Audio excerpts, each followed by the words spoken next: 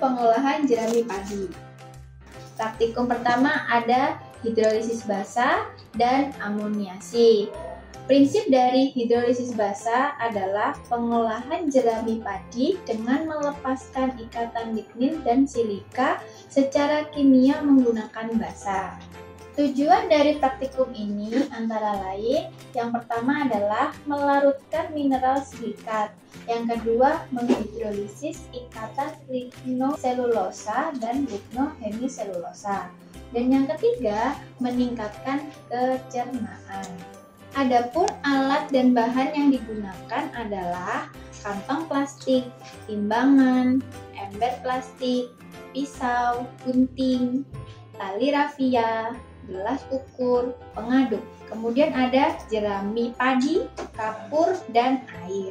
Prosedur hidrolisis basah antara lain, yang pertama adalah mengamati keadaan jerami padi sebelum dilakukan percobaan, yaitu mengamati bau, warna, dan tekstur.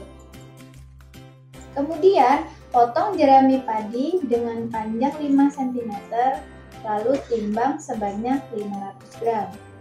Sediakan tempat penyimpanan seperti kantong plastik rangkap 2. Sediakan larutan basah untuk perlakuan tersebut. Dosis kapur 10% dari bahan kering jerami. Jika digunakan 500 gram jerami, maka BK-nya 400 gram. Dosis kapur yang dibutuhkan 10 per 100 kali 400 gram menghasilkan 40 gram. Kemudian larutkan kapur ke dalam air sebanyak 50% BK jerami pada air 200 cc.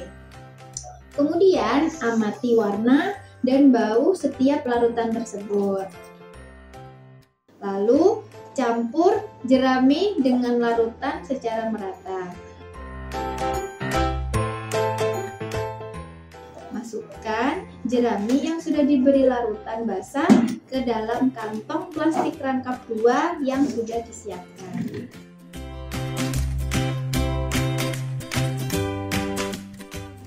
Ikat kantong plastik dan beri kode sesuai dengan perlakuan dan tanggal pembuatan, kemudian disimpan selama 2 minggu. Setelah 2 minggu, buka kantong plastik. Lalu amati perubahan yang terjadi antara warna, bau, dan juga tekstur. Pengolahan jerami metode kedua adalah amoniasi. Prinsipnya adalah pengolahan jerami padi dengan melepaskan ikatan lignin dan silika secara kimia menggunakan urea.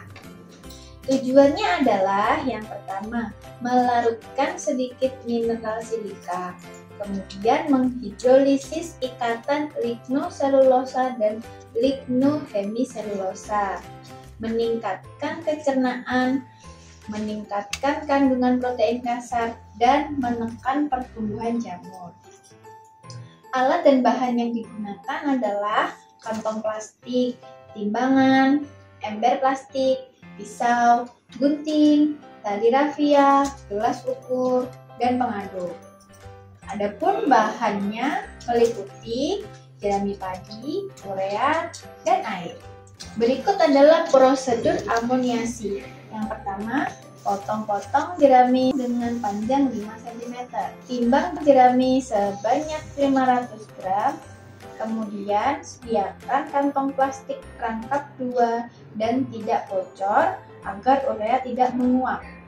Kemudian dosis urea yang digunakan 4-6% dari bahan kering jerami, yaitu 6 per 100 kali 400 gram, yang hasilnya adalah 24 gram. Larutkan ke dalam air sebanyak 50% BK jerami yang menghasilkan 200 cc air. Campur jerami dengan larutan urea secara merata.